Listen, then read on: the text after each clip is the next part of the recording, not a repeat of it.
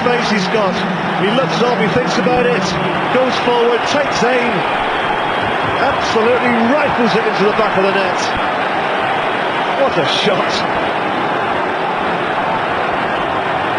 Oh, there's not a keeper in the world could possibly have got a hand to that, let alone saved it. Fellow Chelsea supporters, here at the Blue Day podcast, I am truly delighted to welcome this individual on the podcast today. He made 40 appearances for the club, scoring 5 goals.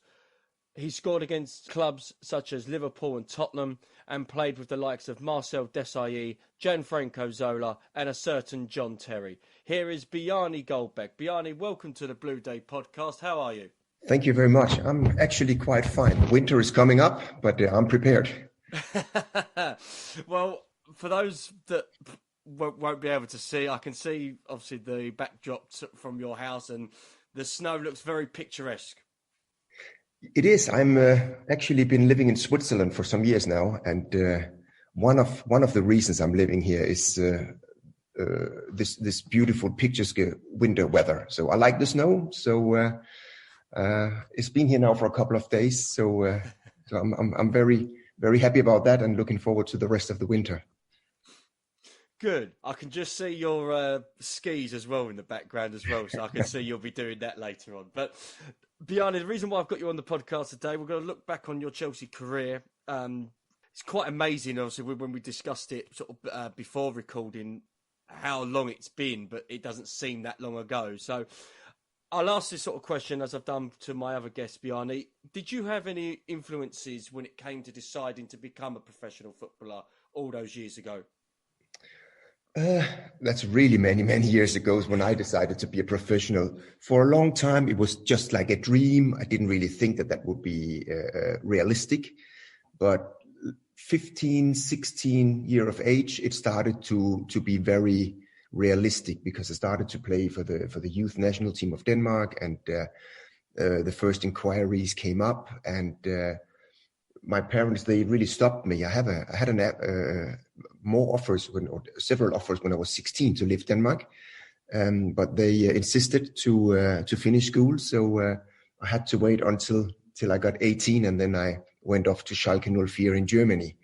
But it was only the last 2 years, from 16 to 18, I realized, well, this can happen actually. At the time when you was sort of going through school and then you was having clubs that were looking at you around that time, did you have any idols growing up while you was watching football?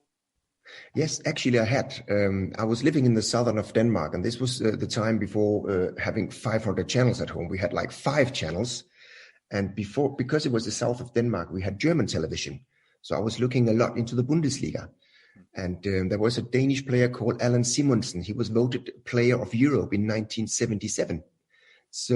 And he played for Mönchengladbach, and that was one of the really big teams in the 70s.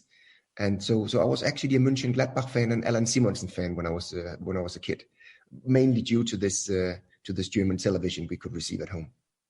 And on top of obviously what you've mentioned about obviously where you was and how big the German Bundesliga was it quite popular back in Denmark? Whereas, you know, you'd have your own Danish league, but how popular was the German Bundesliga in Denmark at that time as well? Oh, that was massive. It was the German Bundesliga and the English league. It was not Premier League at that time. I think it was just called First Division, or I don't remember anymore. But that was the main 2 leagues you could receive. You couldn't see any French or Spanish or Italian football like nowadays. So that was the 2 leagues to watch. That was the English and the German, and that was definitely the teams you knew. That was through the television, and it was before satellite. It was before internet television, so it was very limited what you could see. Now I want to fast forward from your career. Obviously, you started out at Schalke, but I want to talk about a particular moment in time back in 1998 when you was playing for FC Copenhagen. Now, the circumstances surrounding you signing for Chelsea are quite unique, and I can't imagine it happening again anytime soon. Earlier on in the 98-99 season, you played for FC Copenhagen against Chelsea in the now defunct UEFA Cup Winners' Cup. a couple of months later, you would end up joining Chelsea as part of a deal that would result in Brian Laudrup, who signed for Chelsea that same summer, going to join Copenhagen. Now, one of the reasons why I was very much looking forward to having you on the show is because your transfer to Chelsea has always fascinated me ever since I was a kid. And after all these years, take us back to that moment when you realised, firstly, that Chelsea were interested in you. And was it before Copenhagen played Chelsea in the Cup Winners' Cup in late 98? No, it was definitely after the second game we played. We played the first game at Stamford Bridge, and That's right. we drew. I scored, and we were very, very, very lucky to drew. And then we played at home. We lost 1-0. We played a quite good game. I had a quite good game myself. I actually met up with the sporting director of another English club after the game in Denmark, and I had a couple of opportunities to go to another Premier League club at that stage. But I very much remember 2 days later I had a phone call in the afternoon, and it was Gwyn Williams on the phone. Right. And he said, well, we have followed Copenhagen for a couple of months because we wanted to be prepared for those 2 matches.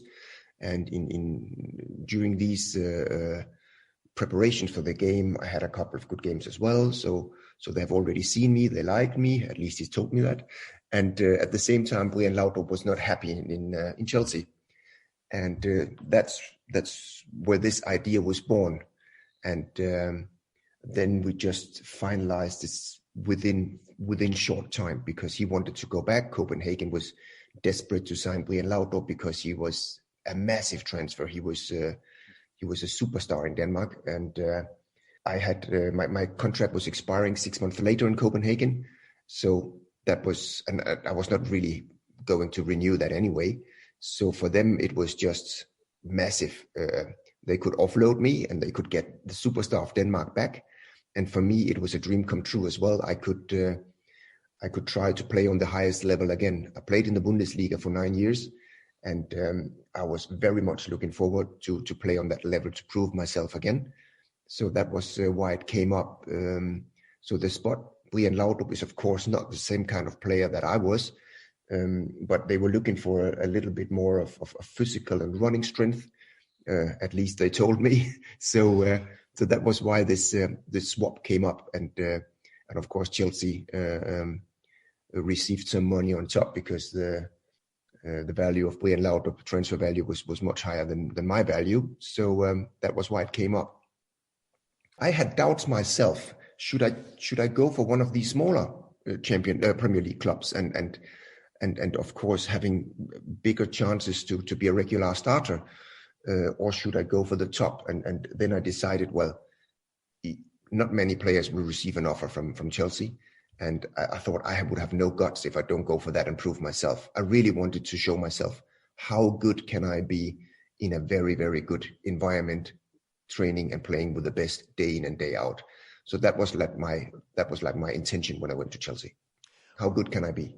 Was that what appealed to you to join Chelsea then? Was because of the competition, because of the standard that Chelsea were looking to set to be competitive to the likes of Arsenal and Man United at the time? Or was there maybe more of a cultural decision why you wanted to join Chelsea because of it being in London? And I'm going back a little bit in time. Years before, I played in the Champions League with Kaiserslautern against the dream team of Barcelona with Johan Cruyff as a coach. And I remember coming back from that game and I said to my wife, well, if I ever get an offer from Barcelona, I will play for free. Because if I could join this team and see how good can I be. It was a little bit the same with Chelsea. I didn't play for free at Chelsea, but when that came up, that was very much the same. How good can I be? I just remember when I looked at the squad, I think it was like 17 national players from big countries. Some of them were World Cup winners, the Frenchmen. And Gianluca Vialli as the coach. It was very profiled, everything. And another reason why it was, of course, towards the Danish national team, it was a big prestige if I could play in a top team in the Premier League. That would definitely boost my career in the national team as well.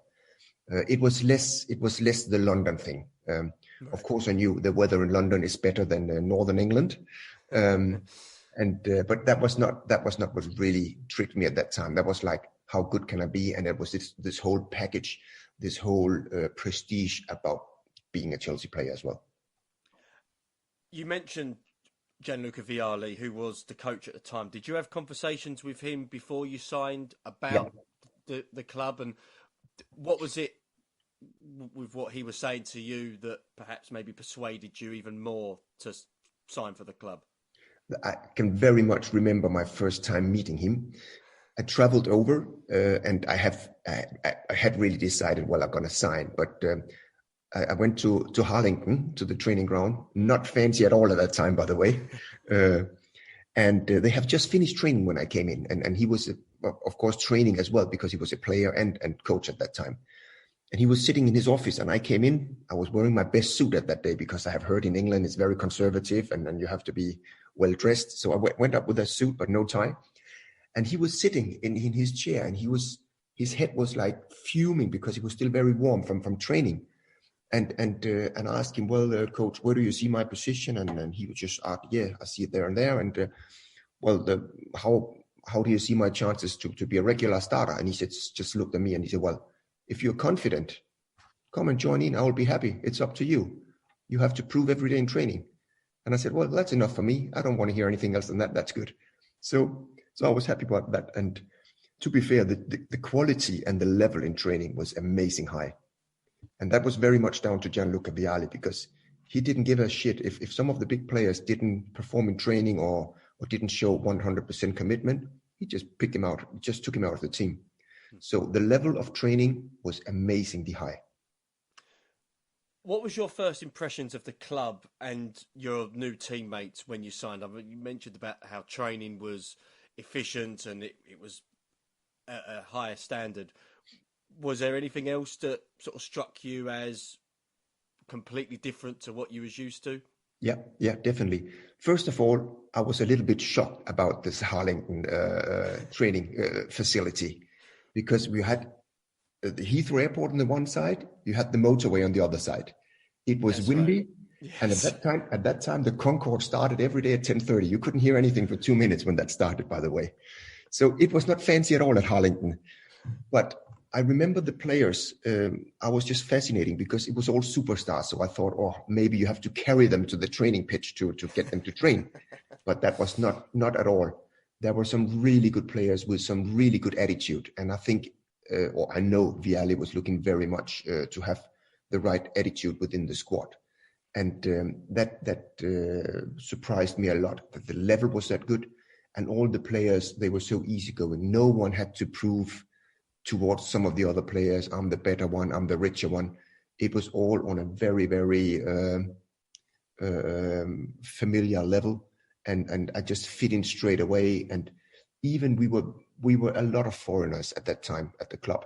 But you had some English players within the club, and that was like the spine of the club, like Dennis Wise and Graham Lesseau and Ray Wilkins as assistant coach. That was like the spine. So it was very much English still, and it was very important. We were only talking English all over the place, and that was very important for Vialli as well. So there was this red line through the club. It's an English club. And we are foreigners, and we have to adapt, and I like that attitude. You mentioned the great Ray Wilkins. He was assistant manager on a couple of occasions for Chelsea. His first stint being in the late 90s, early noughties. What was he like as a coach? Oh, he was first of all a great person, a gentleman, and he was the perfect assistant coach, because he was a little bit sophisticated. He's been living in Italy and France. He could speak more languages. He knew exactly what is a good food, what is a good school, and so he could very much put himself into the place of the new foreign player coming in, and at the same time he knew the English culture. He had a good humor. I was just a great person, and you can ask everyone will tell the same, that he's a great person or was a great person. So that was it. And on the pitch, yeah, the dominant person, of course, was Gianluca Vialli. He was very much involved, and Ray Wilkins was more like the guy picking up the players and having a chat with the players, keeping them in a good mood. And but I think they were a very, very good team. And as I said, Ray Wilkins as a person, top. Now, am I right in saying it was within a week between you signing for Chelsea and then making your debut for the club, which was against Arsenal in the League Cup? Looking back now, how did this particular week affect you both mentally in terms of professionally and personally, bearing in mind you signed for the club, you've joined training with your new teammates, and then all of a sudden you're straight away in the lion's den, in a sense, in starting for Chelsea in a big game against their London rivals? I think it was within days. I think I signed on a Monday, trained Tuesday, and we played Wednesday. I think it was that way.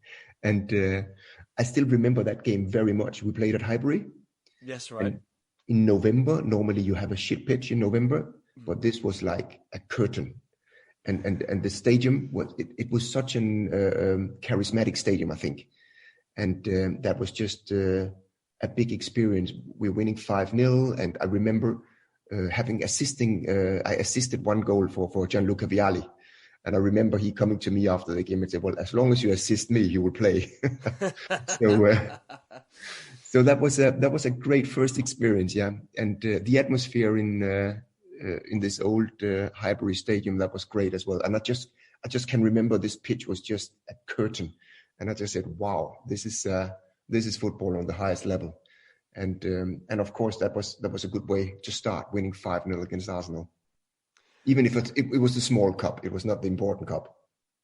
Well, to be fair, we was the holders of the competition at that point because we won it the season before. And as you say, beating Arsenal 5-0 at Highbury, it didn't happen much back then. So whether or not it was their A team or B team, it was still a great moment for Chelsea fans that were there. And obviously, with you sort of settling in, games were coming thick and fast, and you were starting a few sort of good games as well in that period.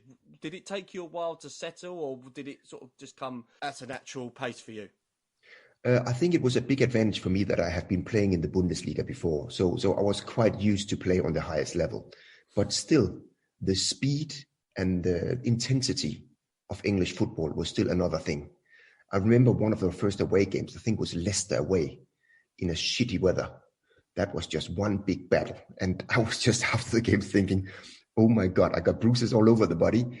And there was no help by the referee because he was not giving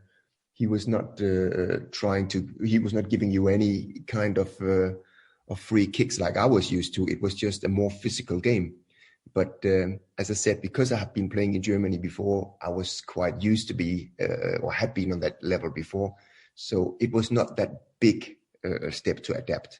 And it was very, very easy within the group to adapt because we were many foreigners, but as I said, these English spine of the team, they were very good to pick up us as well. And that was just, that made it easier, definitely. Also in 1998, Chelsea Academy star John Terry was breaking into the first team at this point. What were your thoughts on JT, and did you believe in 1998 that he would go on to have the career he has had? I definitely didn't think that he would be that massive player that he went on to be. I still remember him because he was the youngest kid coming in. He still was a little bit fluffy at that time. He had a lot of muscles. He had a big heart. And I remember Tore Andre Flo, a friend of mine, he always, when he saw John Terry in training, he thought, fucking hell, he's coming again, this young kid, because he killed him all the time on the pitch. And John Terry, he was wild, he was raw, he was a lot of muscles, a lot of physique and a big heart, but he didn't look very sophisticated in way of playing at that time. Right. But I think he picked up a lot from Marcel Desailly especially, and of course Franck Leboeuf as well, and there were some really quality defenders at that time. I definitely thought he's going to be a Premier League player, definitely, because you could see his heart, you could see his determination, but that he should be the leader and the face of Chelsea for 10 years, no, I couldn't see that at that time. But he has done a lot with a big heart and with a lot of determination. all respect for that. With you being there as a witness in training, how crucial was it, looking back again, with Marcel Desailly and Frank Leboeuf being there to help John Terry become a better defender than perhaps what he was at the beginning of his career? How influential was Marcel and Frank to JT? They set higher standards. So John Terry had to try to climb these standards to get into the team. But I think very influential was players like Dennis Wise or Gianfranco Sola, who was like really, really professionals, came as the first, left as the last. And that was John Terry picked up this professional attitude, like you have to do everything. You have to come very early. You have to work your body. You have to take your treatment. You have to live in a certain way. You have to have your nutrition. You have to eat in another way. So he got this very, very professional environment. I think that was very important for him as a player. And of course, if you have seen Marcel Desailly in play, and you have to get just even close to him to get into the team, then you have a lot to work with, by the way. So high standards and a perfect environment around. And he was like him and Jody Morris were the only young players in the team at that time. So we had they had a lot of people to connect to, because there was not like 10 young kids we had to take care of. It was only 2. And John Terry adapted very well. Jody Morris was a great player as well, but John Terry, I think, adapted even better. Now, it was against Nottingham Forest that you scored your first goals for the club. You scored a brace in that game. How pleased was you to finally get off the mark for Chelsea? I still remember that game because I actually scored twice in that game. And yes, of course, that was a big one for me. And in the weeks after, I actually scored some goals as well. So it was like me believing in myself, scoring goals, and my teammates as well. So I never had a season in my career without scoring. So it was very much on time that I started scoring there. Well, as you rightfully point out, a week later you scored against Liverpool at Stamford Bridge, and back in that time, with stadiums being different and the atmospheres being different to what they are now, what was the atmosphere like at Stamford Bridge to play in front of? It was very aggressive, I would say, in a good way. And that really helped you. I mean, you can't really get tired in a Premier League match. Even in the 17th minute, when you start getting tired, when 40,000 are really that up for it and that passionate and that aggressive as well, you have no excuses just to keep on running. So that was like it was like a boost. It was like an injection of energy, I think, and especially that game against Liverpool was very emotional and aggressive as well, because Liverpool had a player who was, I think, very much not convicted, but linked to be Robbie Fowler. It was, yeah, he was very provocating all the time, and. Yes, this was the game that he and Graham Lasso had a bit of a argy-bargy. Yes. Yeah. Do you remember that well? I think that was the game when he took the line as well, the cocaine line after scoring. I think that was the game as well, where he was suspended afterwards. So yeah, I remember that. Graham Lasso, a great person, calm person, intelligent person, but he was on fire in that game because of all these incidents during the game. And towards the end of that 98-99 season, we were still challenging for the league championship. How good, looking back, was this team? As you mentioned, the amount of international stars we had. And was you surprised that Chelsea didn't end up winning anything that season? Actually, yes. I think we had a great team. We just had too many draws that season. We were very hard to beat, and we could score goals as well. Even on a bad day, Gianfranco Sola could score a goal out of nowhere.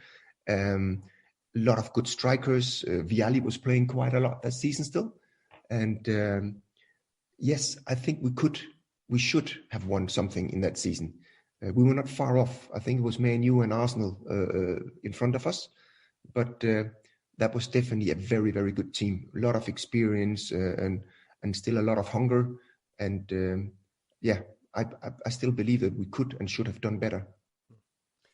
Because I was watching the season review while doing the research for this interview, and one game for me that sticks out is that 2-2 draw against Leicester at Stamford Bridge, where we were 2-0 up, and then within 6 minutes, 8 minutes, we conceded 2 goals, and it ended up being 2-2.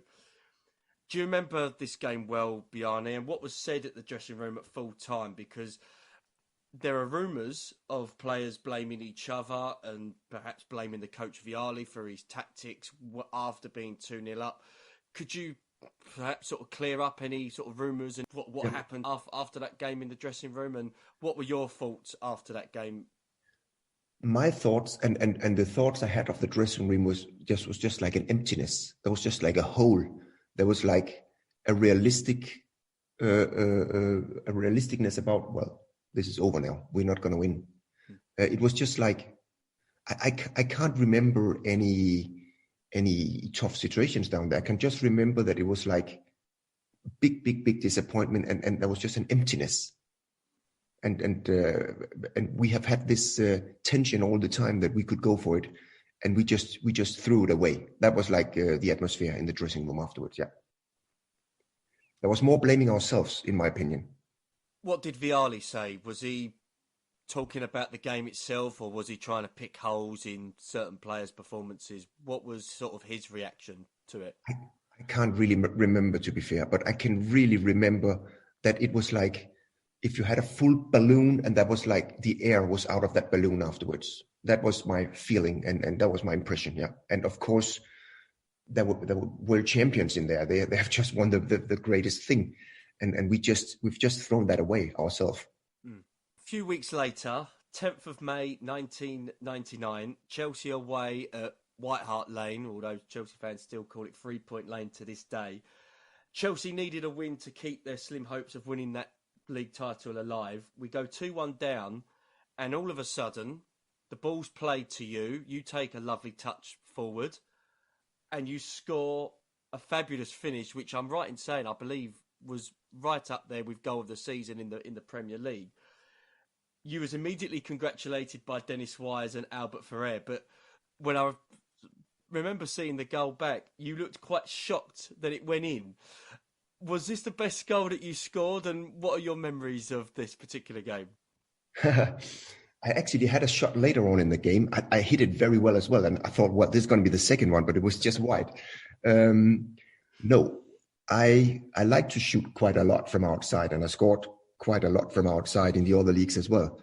But I remember the players sometimes in training say, oh no, fuck, he's shooting again. It's going to go all over the place. So when I scored there, I really can remember when I hit the ball. Sometimes when you hit the ball, you just think, oh, that could be massive because you just hit it person. You had absolutely no resistance. It just like your foot just went through something. And when I hit that ball, I thought, oh my God, this could be something.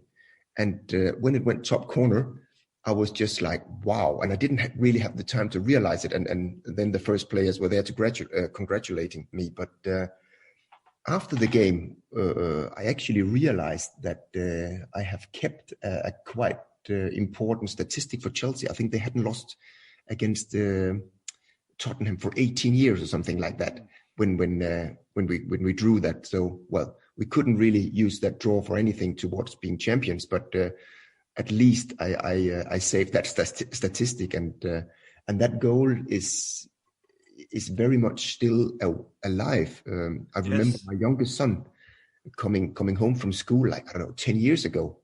And he said to me, well, someone in the school has shown him a goal of mine from YouTube. And I said, well, this one. And I didn't even know that was on YouTube, that goal. So since then, I'm aware of that as well.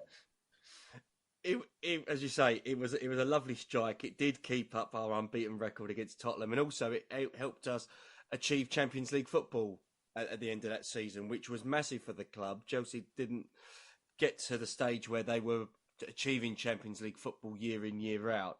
Now, according to my research as well, the summer of 1999, Chelsea were apparently listening to offers for you. Is it true that Birmingham City and Nottingham Forest tried to sign you from Chelsea in the summer?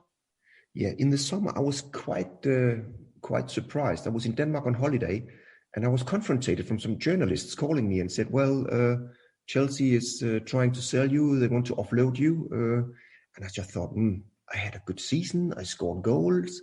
I actually did better than everybody expected. But when I came back on the training ground, I was called in and said, well, we got some offers for you. And we don't want to send you away, but just to let you know, we're bringing someone in for your position, and you will not play with number 7 anymore. And so it was made very clear to me, it's better for you to leave. And I was of course extremely disappointed, because I've just moved there and I thought that I have done a good job.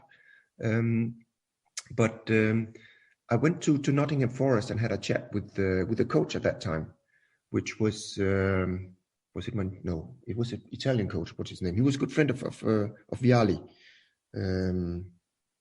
I can't remember his name now. And then I thought, well, it's all nice. They're all nice to me and all stuff. But because of my family, we just moved over there. My son was happy in the school, and I thought, no, I'm not running away from this one here. I will challenge this one. I will get back into the team. That was my thought. And I tried, but I didn't really get into the team. I had a back injury as well, and so it slided away this half season for me. And then the Euro 2000 coming up, Denmark was qualified, and the national team coach told me, well, you have to play if you want to join in for the Euro 2000. And that was like a big task for me, a big target. And I had several options in the Premier League as well, but because of the family situation, I decided to stay in London. And again, Ray Wilkins was the link to Fulham. He said, well, they are really, really interested, and it's a good club, Bjarne. You can definitely do that. And I think they have a bright future. They have a good setup, and so I moved to Fulham. But that was mainly because I desperately needed to play to qualify for the Euro 2000 with the Danish national team. Rewinding back a little bit to that summer of '99, you did have the number 7 shirt for Chelsea, and then I believe Chelsea signed Didier Deschamps, and he took the number 7 shirt. Was you told prior to that you would be changing shirt number, or did they sort of spring it on you last minute about the changing of the shirt number? The way I remember it was, I came back from holiday, and on the first training session, they told me, they called me in and told me, we got 3 offers for you. You're going to leave you're going to lose your shirt number. So they made it very clear for me, well, it's better for you to leave now. And I was very close to do it, but at the same time, I felt that I have delivered. And but well, you can't buy anything for that next season. And of course, Deschamps was a great player, big player coming in, a World Cup winner as well. So I should probably have left there to make the most of my career. Half a year later, I moved on. I moved on to the Championship, and luckily we went back to the Premier League the year after with Fulham. But if I should have only have looked at my own career, then I should have moved in the summer there, because it was very obvious that there was no space for me anymore in their plans. And sort of looking back, whose decision was it? Was it more of the club's decision, or was it actually Vialli's decision? Because you mentioned that Chelsea were trying to sign other players. I believe it was Gabriel and Brassetti that they signed to play on the wing as well. So was it Vialli's decision that he wanted to let you go, or was it the club's decision because they were getting offers of decent money for you? Vialli was very fair to me. He said, well, Bjarne, you delivered. I'm happy to have you here. But you decide yourself. If you want to stay, you will be treated perfectly as you deserved. If you want to leave to boost your career, you're free to leave. And why can't I remember the name of the coach anymore in Forest? Because it was a former teammate of Vialli in Italy. and he said, "You can go there. He's a great guy. I've spoken warmly about you. Everything's okay." And when I came back after that meeting and I said, "No, I decided to stay," it was okay. I was treated 100% the right way, but of course, it was a long way to the starting 11. So I don't really know. It was probably, of course, Vialli who wanted to strengthen the team, and he got the possibility to sign Deschamps. And unluckily for me, he was a midfielder as well. And later on, they signed Ambrosetti as well. So there was a hard competition. And at the end of the day, I should have probably moved in the summer to get the most out of my own career. Because you did make a handful of appearances for Chelsea in the 99-2000 season. You did play in the Champions League, albeit in the final qualifying round against Skonto Riga. Looking back, how significant was it for Chelsea to be in the Champions League at this point, bearing in mind the club weren't in the competition season in, season out? And was you looking at them sort of games in Europe and even in the league as maybe an opportunity to put yourself in the shop window for other clubs? I didn't really see it as a putting myself in a shop window, right. but it was an opportunity for me to play because we had these amount of matches, and that was the chance for Vialli to rest some of the other players. So for me, it was an opportunity to play, firstly for myself and for my own career, but not really the shop window, because everybody really know a player if you play at Chelsea. But you could feel that Chelsea was a growing club at that time. Chelsea was not at all where Chelsea is right now. Chelsea was I wouldn't say a new kid on the block, but it was like a club growing at that time. So it was not for sure that you would play Champions League every day or every year. So it was very, very important for all these international stars in the team as well to play Champions League. And at that time, you didn't have that many teams in the Champions League as now, I think, as well. So it was not that easy to get in there. So it was a big thing for the club and a big prestige to be in there. Definitely. Now it's like, it's a must-have every year for the club. But at that time, it was like a big topping. And that was an important thing to see the club growing at that time. You mentioned just earlier that you joined Fulham in the January of 2000. You mentioned that Ray Wilkins played a part in that. I believe the fee was around £800,000 that Chelsea sold you for. Did you have any conversations sort of before you left with Vialli about your time there? What was said from your teammates? Were they surprised that you were leaving? Was there any conversations with them about your departure from the club? I mainly spoke to Ray Wilkins because he has been coach himself in Fulham a couple of years ago. And he knew all the staff, he knew the owner, he knew everything, and he hardly recommended me that, because he said, "Bjarne, you're gonna like that there, and that's gonna fit to you." And I remember speaking to Vialli as well, and he just wished me all the best and said, "Thank you very much, and really respect. You don't have to leave; you can stay if you want." Blah blah blah. But it was time to leave because of this Danish national team, and I had a good farewell with everybody. So it was definitely no one forced me out. It was my own decision, because this World Cup was coming up, and I desperately needed to play football, and they came up with a quite good setup, I think, and they had Premier League on their timeline as quick as possible. And they did get promoted, I believe, at the end of that season, didn't they? So you was able to play in the Premier League once again for Fulham. So it worked out for you.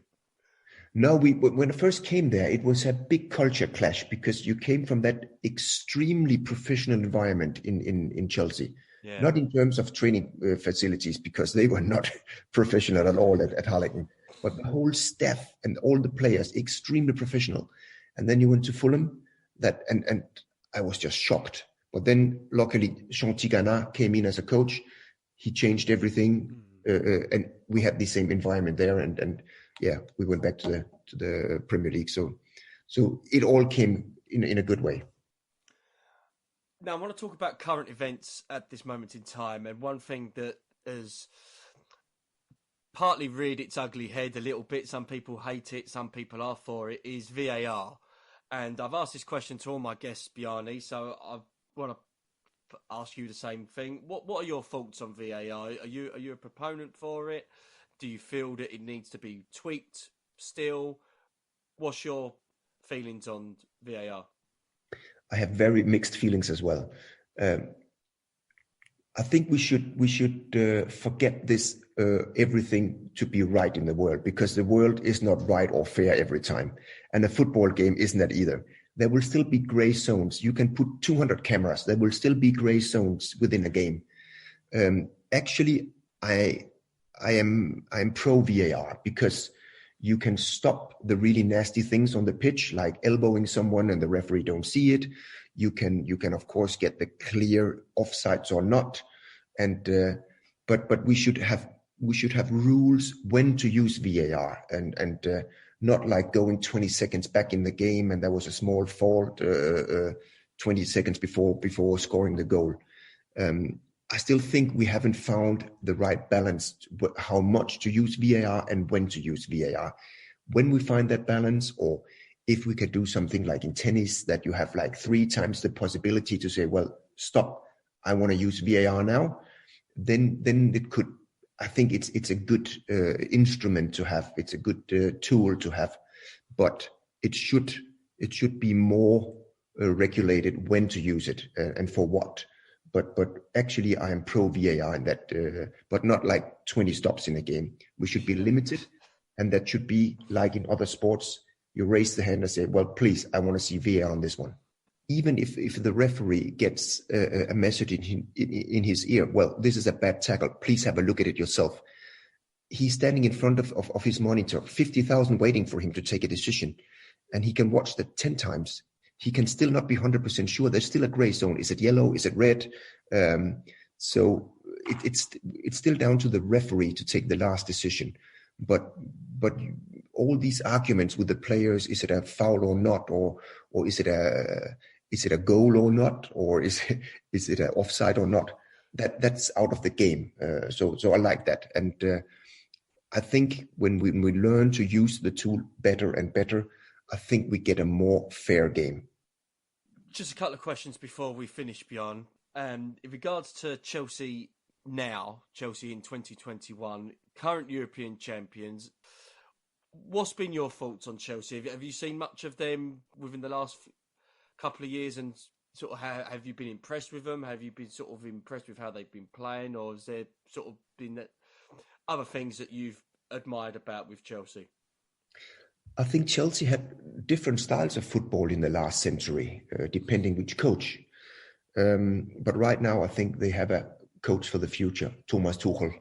I followed him a lot because of the German Bundesliga, and he is very much aware of what kind of football he wants to play, and he's still a young guy. I think you can have consistency with him. You can have a lot of success the next years. Not for sure, but very much close to be for sure.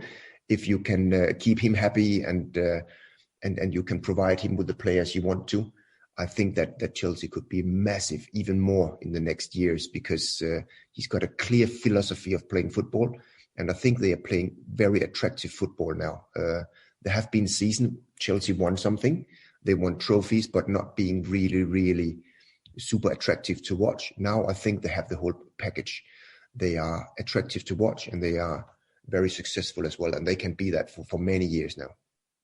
And final question, Bjarne, and again, thank you for your time on the podcast today. How do you look back on your career at Chelsea?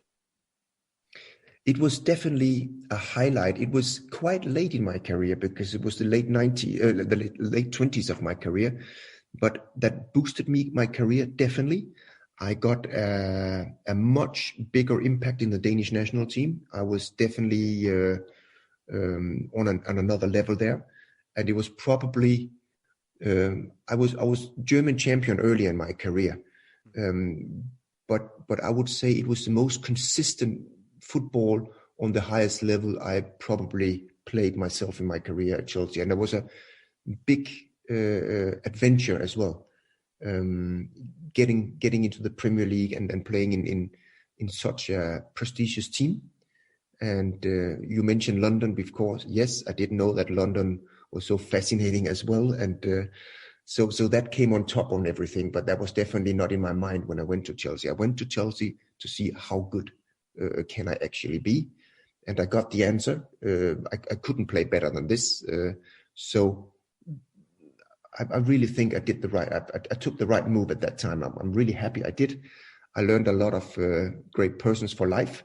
So I couldn't ask for more, really.